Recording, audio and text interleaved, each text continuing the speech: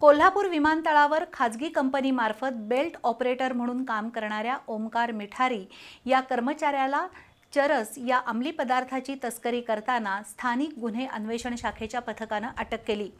त्याच्याकडून 71 ग्रॅम वजनाच्या चरससह सुमारे 2 लाख रुपये किमतीचं साहित्य जप्त करण्यात आलंय।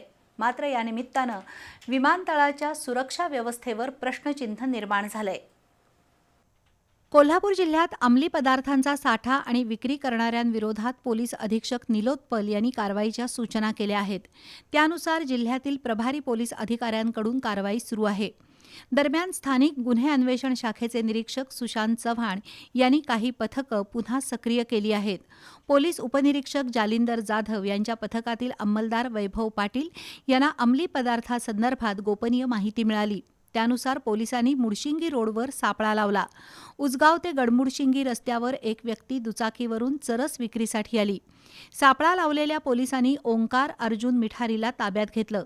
चौकशीत त्यानं कोल्हापूर विमानतळावर कंत्राटी पद्धतीनं बेल्ट ऑपरेटर म्हणून काम करत असल्याचं सांगितलं।